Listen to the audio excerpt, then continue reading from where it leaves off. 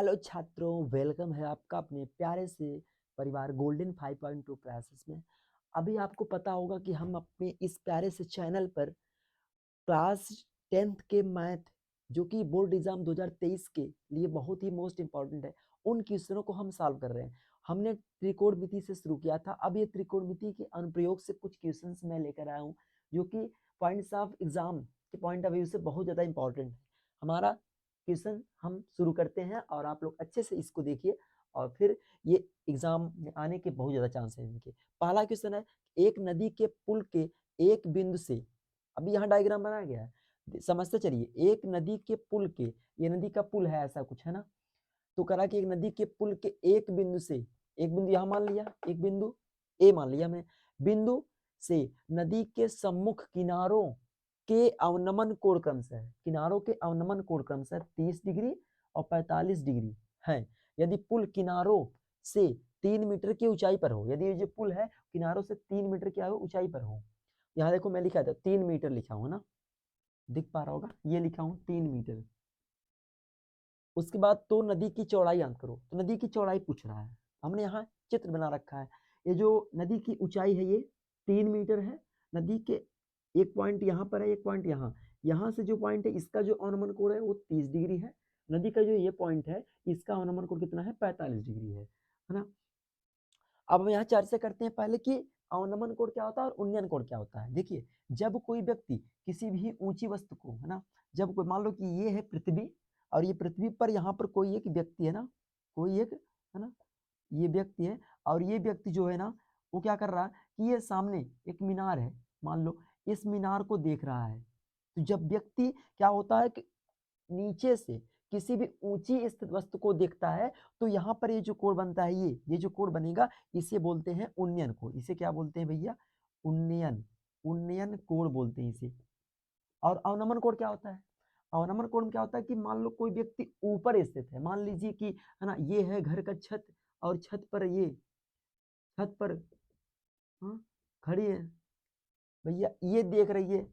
मान लीजिए कि कोई यहाँ से, है ना, कार लेके आ रहा है इधर ही, ये है सड़क, तो यहाँ ऊपर छत पर ये जो व्यक्ति है ना, ये क्या कर रहा है, इस कार को देखे, अगर यहाँ से क्या करे, इस कार को देखे तो यहाँ पर ये जो कोण बनेगा, मतलब इस पर स्थित है, यहाँ पर ये जो कोण बनेगा इसको बोलते हैं अवनमन कोण।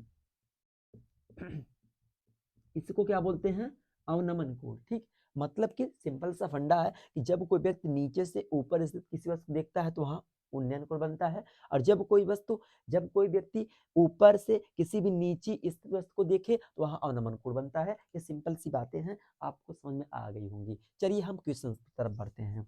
अब देखिए हमारा क्वेश्चन यहाँ पर करा है, और एक चीज यहाँ पर ये भी ध्यान रखना है कि जो अवनमन कोण होता है, अभी मैंने बताया था यहाँ अवनमन कोण, यहाँ मान लो ऊंचाई पर कोई व्यक्ति स्थित है और ये नीचे की वस्तु को देख रहा हो, तो यहाँ नीचे वस्तु देखेगा तो यहाँ पर ऐसे करके अवनमन कोण बनता है, यहाँ पर ना, यहाँ पर अवनमन कोण बनता है, अवनमन कोण।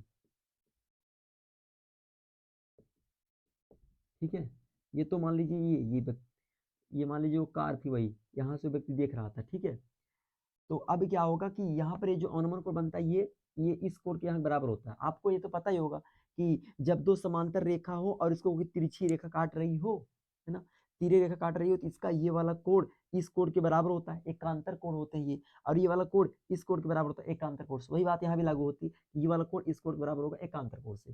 तो यहाँ पर हमारे क्वेश्चन में भी यही पॉइंट यहाँ पर है, देखिएगा ध्यान से कि अवनमन कोण यहाँ पर 30 डिग्री है, ये 30 डिग्री है, तो ये वाला हमारा कितना होगा, ये भी 30 ही डिग्री होगा। वही एकांतर कोण से, ये समांतर है, ये दोनों आपस में तिरछी रेखा ये काट रही है, तो ये वाला 30 बनेगा, तो ये भी 30। इधर देखिए ये 45 बन रहा है, तो ये तिरछी रेखा काट रही है, ये बी डी, तो यहाँ पर भी क्या होगा, 45 डिग्री होगा। इतना तो क्लियर होगा आपका। अब चलिए हमको नदी की चौड़ाई, नदी की चौड़ाई कितनी है, ए से लेकर डी तक है, ए डी, यही याद करना है हमको नदी की चौड़ाई। तो ये ए डी जो नदी की चौड़ाई है किससे मिलकर बनी है, ए सी प्लस सी डी से मिलकर बनी है ना। तो यहाँ सबसे पहले लिख देते हैं हम लोग, यहाँ हल में लिखेंगे सॉल्यूशन, क्योंकि नदी की चौड़ाई याद करना, तो लिखेंगे नदी की चौड़ाई,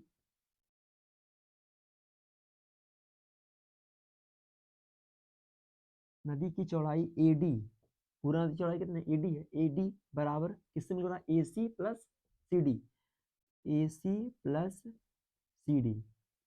ये वाला हो गया हमारा नदी की चौड़ाई AD। अब यहाँ से हम लोग क्या करेंगे, अभी AC का मान निकालेंगे और CD मान निकालेंगे, यहाँ लाके रख देंगे हमारा AD, मतलब नदी की चौड़ाई याद हो जाएगा। तो AC का मान निकालने के लिए हम लोग त्रिभुज वाला लेंगे ABC, यहाँ लिखेंगे त्रिभुज ABC में, त्रिभुज ABC में। अब ABC में क्या, देखिए हमको पता क्या है, हमको क्योंकि यहाँ एंगल बन रहा है, यहाँ पर कोण बन रहा है, कोण के सामने की जो भुजा होती है वो क्या होती है, लंब। यहाँ पर ये लंब पता है 3 मीटर है, और ये आधार हमको नहीं पता, और आधार ज्ञात करना हमको है। तो लंब और आधार के रिलेशन में कौन सा त्रिकोणमिति फंक्शन आता है हमारा, है ना, tan थीटा आता है। tan थीटा बराबर लंब बटे आधार होता है, तो वही लगाएंगे यहाँ पर, लिखेंगे tan थीटा बराबर लंब बटे आधार, है ना। अब देखिए tan थीटा, थीटा कितना है, 30 डिग्री है, यहाँ रख देंगे, तो लिखेंगे tan 30 डिग्री बराबर लंब कितना है, देखिए लंब यहाँ पर BC है ना, लंब यहाँ रखेंगे BC बटे आधार कितना AC, tan 30 का मान 1 बटे करली में 3 बराबर BC का मान पता है हमको, है ना 3 मीटर, यहाँ रख देंगे 3 बटे AC का मान नहीं पता, AC ऐसे रख देंगे, AC 3 से गुणा कराइए, AC एक में कराएंगे क्या होगा, AC बराबर 3 का करली में 3 गुणा कराएंगे तो हो जाएगा 3 करली में 3। ये वाला आ गया हमारा AC का मान आ गया। आशा करता हूँ ये आपको पॉइंट समझ आ गया AC मान कैसे आया। अब हम क्या निकालेंगे, इस CD मान निकालेंगे, है ना। चलिए इसको मिटाते हैं हम यहाँ पर। अब देखिए CD मान कैसे निकलेगा, अभी वाला त्रिभुज लेंगे, त्रिभुज DCB में, है ना, त्रिभुज DCB में, यहाँ पर आप लोग ABC, है ना, ABC बोल सकते हैं या ACB बोल सकते हैं ना, इसको ऐसे ही बोल सकते हैं ACB में, ठीक है, क्योंकि बीच में जो जो भी आता है वहां पर ही हमारा समकोण बनता है। तो यहाँ पर देखिए ये यहाँ पर ऐसा बनता बन रहा नहीं, बना लंब है इस पर, तो वो चीज है।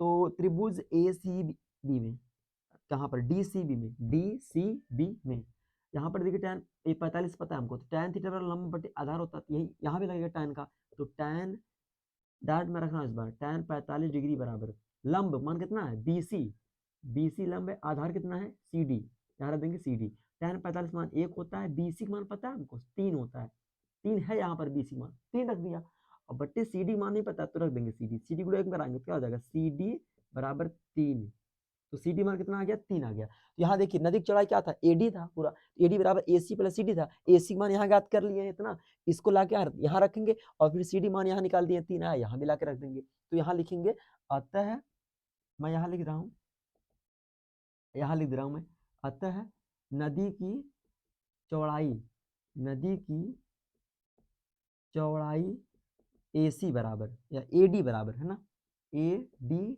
बराबर AC प्लस CD है, AC मान कितना है 3 करनी 3, यहाँ लिख देंगे 3 करनी में 3 प्लस CD मान कितना 3 है, यहाँ लिख देंगे 3। अभी देखिए 3 दोनों कॉमन है तो 3 कॉमन लेंगे तो यहाँ बचेगा करनी में 3 प्लस 1, ये हमारा आ जाएगा AD का मान, ठीक है। आशा करता हूँ यही हमारा आंसर भी है गाइस, ठीक है। AD नदी की चौड़ाई, नदी की चौड़ाई मेरा आ गया, नदी की चौड़ाई बराबर कितना आ गया 3 करनी में 3 ब्रैकेट में है करली में 3 प्लस 1, यही हमारा आंसर है, उत्तर, ठीक है। आशा करता हूँ ये क्वेश्चन आपको अच्छे से सुना होगा, तो इसके बाद हम लोग नेक्स्ट क्वेश्चन करने जाएंगे, ठीक।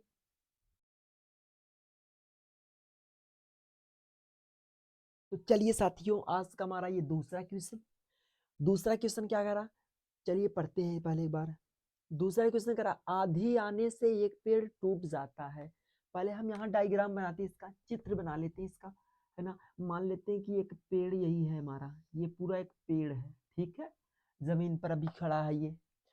तो आंधी आने से एक पेड़ टूट जाता है, अब ये पेड़ टूटेगा, टूट जाता है, टूटा हुआ भाग इस तरह मुड़ जाता है।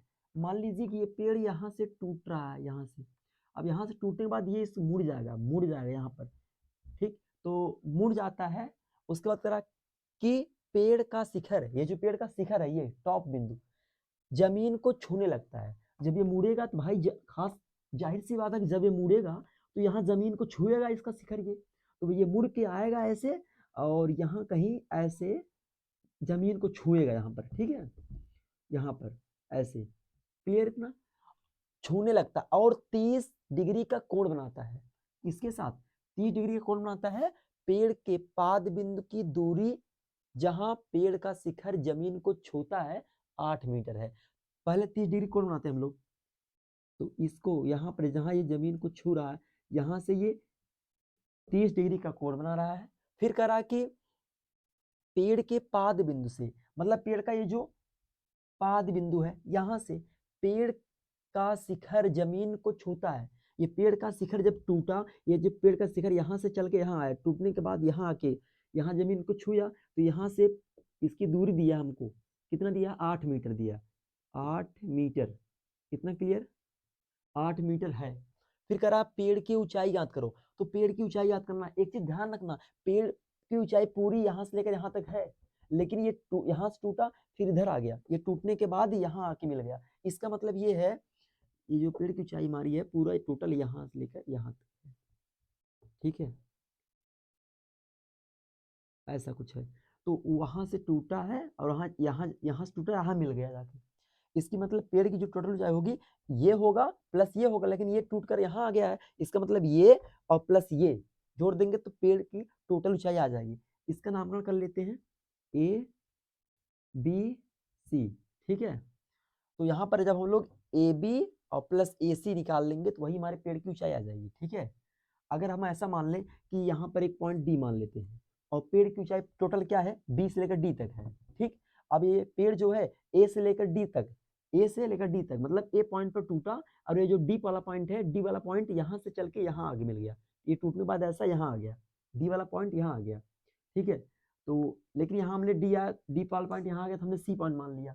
अब करना क्या है, तो जब पेड़ की ऊंचाई पूछ रहा है टोटल, इसका मतलब इसको और इसको जोड़ देंगे तो टोटल पेड़ की ऊंचाई आ जाएगी। तो हम यहाँ लिखेंगे हल में, पेड़ की ऊंचाई याद करने के लिए बोला, लिखेंगे पेड़ की ऊंचाई, पेड़ की ऊंचाई बराबर, पेड़ की ऊंचाई बराबर कितना होगा, ए बी और प्लस ए सी, यही तो होगा। यहाँ लिख देंगे A B plus A C, A B plus A C. अब हम क्या करेंगे, ए बी मान निकालेंगे और ए सी मान निकालेंगे, यही ला के रख देंगे तो हमारे पेड़ की ऊंचाई आ जाएगी, ठीक। तो अब हम निकालेंगे पूरा मॉडल। पहले ए बी मान कैसे निकलेगा, क्योंकि हमको थीटा मान पता है कितना है और इसकी यहाँ की ये आधार पता है 8 मीटर है। अब बताइए कि यहाँ लंब होता है, ये ए बी लंब होगा इसके लिए, एंगल के लिए, तो लंब बटे आधार त्रिकोणमिति किस फंक्शन में आता है, tan वाले में। तो यहाँ लिखेंगे पहले त्रिभुज ए बी सी में, ये त्रिभुज ए बी सी में tan थीटा, लेकिन थीटा सम क्या है 30 डिग्री, यहाँ लिखेंगे tan 30 डिग्री बराबर लंब, लंब क्या है ए बी बटे आधार बी सी। अब देखिए tan 30 मान क्या होता है, 1/3 बराबर ए बी मान कितना नहीं पता है, लिख देंगे ए बी को ऐसे ही, बटे बी सी मान पता है हमको, बी सी में तो 8 दिया है, लिख देंगे। अब देखिए ए बी कितना आएगा, ए बी गुणा करने में 3 कराएंगे तो क्या हो जाएगा, ए बी इंटू करडी में 3 बराबर 8 गुणा में कराएंगे तो 8 आएगा। यहाँ से ए बी बराबर क्या आ जाएगा, 8 गुणा किया है करडी में 3, इधर भाग करेगा 8/करडी में 3, ये वाला आ गया हमारा ए बी मान, ठीक। अब ए सी मान निकालना, ए सी कहाँ है, ए सी यहाँ है ना ये, और ए सी यहाँ इस त्रिभुज ए बी सी में क्या है, कर्ण का काम कर रहा है।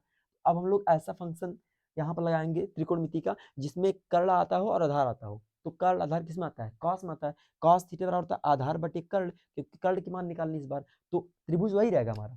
इस बार लिखेंगे कॉस 30 डिग्री, क्योंकि एंगल देखो पता है हमको, थीटा पता है 30 डिग्री है, तो कॉस 30 बराबर, क्योंकि कॉस पहले बार मैं फॉर्मूला लिख देता हूँ इस बार, कॉस थीटा बराबर होता है आधार बटे कर्ण।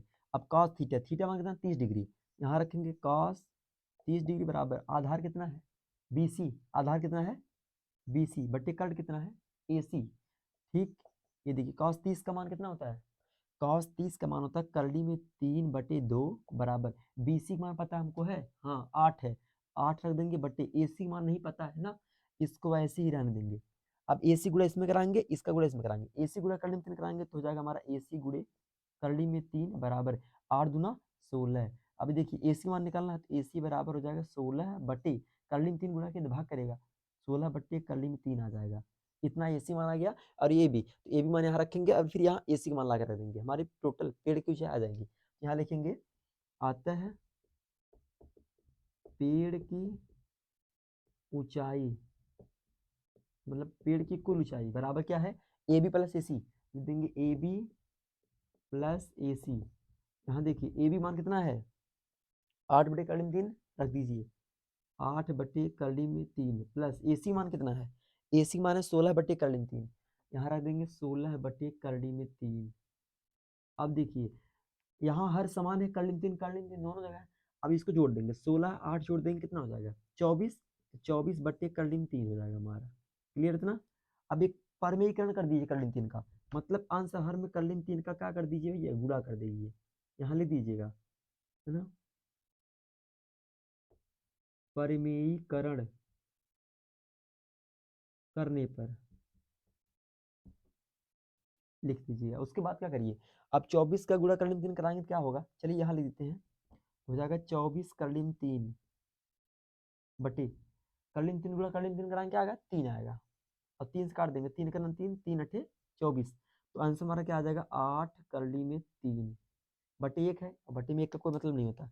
तो यहाँ पर हमारा यही इतना, ये टोटल ऊंचाई आई है पेड़ की, इतना मीटर, मीटर लिख सकते हैं, ठीक है, इतना मीटर लिख दीजिए।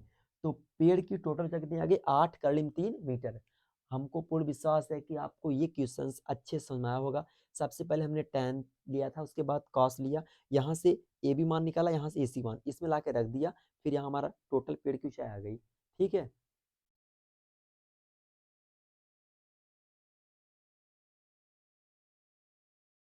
तो आज के लिए बस इतना ही, 2 ही क्वेश्चन करेंगे क्योंकि ये क्वेश्चन लेंदी है गाइस। आपको ये सीरीज लगातार ऐसी ही मिलती रहेगी। अगर आपको ये क्वेश्चन समझ में आते होंगे और हमारे लेक्चर्स अगर आपको अच्छे लगते हो तो प्लीज़ अपने दोस्तों को शेयर करिए और इस चैनल को सब्सक्राइब करिए और सपोर्ट करिए। आज के लिए बस इतना ही, मिलते हैं नेक्स्ट वीडियो में। बाकी जय हिंद।